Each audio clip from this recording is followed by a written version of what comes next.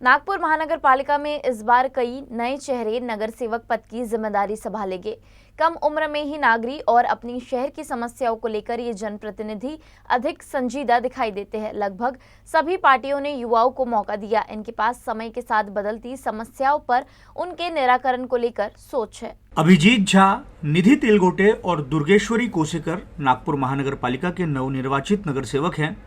इन तीनों की उम्र 30 साल से कम है। नागपुर महानगर पालिका की ये नई बैठक अब तक की सबसे युवा बैठक बनने जा रही है। सभी पार्टियों ने न केवल युवाओं को मौके दिए हैं, बल्कि जनता ने भी युवाओं पर अपने मत का विश्वास व्यक्त किया है। कम उम्र होने के बावजूद नागरिक समस्याओं को लेकर इनकी गंभीरता अधिक है और ये तीनों इन्हें मिले मौकों को जनसेवा में अच्छी तरह से भुनाने की तैयारी में हैं। प्रभाग 14 से कांग्रेस के 29 साल के विजयी उम्मीदवार अभिजीत झा सिविल इंजीनियर हैं। इनकी चिंता बढ़ते शहरीकरण के दौर में पर्यावरण को लेकर है।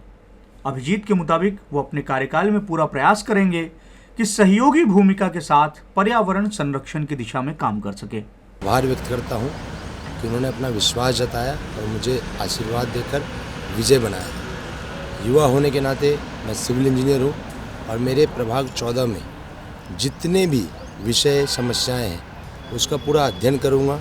उसके बाद में प्रॉपर प्लानिंग के साथ एक लेआउट तैयार की जाएगी, ब्लूप्रिंट तैयार किया जाएगी, वहाँ के लोगों से संवाद किया जाएगा। उसके बाद में ही प्रभाग के सर्वांगीण विकास के लिए हम ऑन ग्राउंड ईमानदारी से काम करेंगे। ये बहुत ही इम्पोर्टेंट सब्जेक्ट है कि पर्यावरण का संरक्षण, ये कहीं ना कहीं सभी को मिलकर एफर्ट देना पड़ेगा। एडमिनिस्ट्रेशन की भी जवाबदेही है, लोगों की भी जिम्मेदारी है, क्योंकि डेवलपमेंट के जो पैरामीटर्स है उसको तय करने होंगे। आज डेवलपमेंट के नाम पे पूरे शहर में कंक्रीट का एक जंगल तैयार हो रहा और आज जो हमारा एक प्रभाग 14 का ये क्षेत्र है, ये आखिरी बचा हुआ लंग्स है। इसको बचाने के लिए हम निरंतर प्रयास करेंगे। लोगों के सहकार्य से जितने भी NGOs हैं, जो यहाँ के एलिट क्लब है, इंटेलेक्चुअल्स है और जो सारे लोग पर्यावरण के लिए बहुत ही संवेदनशील होकर काम कर रहे हैं, उनके साथ मिलकर हम इस प्रभाग 14 को किस प्रकार स्वच्छ, सुंदर और हरा भरा बना सकते हैं, उस दिशा में हम काम करेंगे। डेमोक्रेटिक लीडरशिप विषय में PG कर चुकी और LLB की पढ़ाई कर रही निधि तेलगोटे मनपा में भाजपा के युवा प्रयोग का प्रमुख चेहरा हैं। प्रभाग 37 से चुनकर आई 27 साल की निधि आने वाले समय में अपने काम को लेकर बहुत स्पष्ट हैं।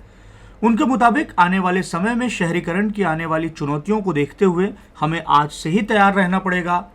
सस्टेनेबल डेवलपमेंट के लिए निधि मानती हैं कि काम करने के सिस्टम को बदलना पड़ेगा और ये जेनजी के माइंडसेट से करना होगा। कि हमारे नागपुर में पिछले 10 सालों में 15 सालों में बहुत सारा डेवलपमेंट तो हो रहा है, लेकिन उसको हम अगर और काफ़ी ज़्यादा प्लान हिसाब से करें और काफ़ी कि हम आने वाली पॉपुलेशन के हिसाब से और फिर जो लोगों की एट दिस टाइम जो उनकी नेसेसिटीज़ है उन सब के हिसाब से करें तो वो बहुत अच्छे तरीके से हो पाएगा।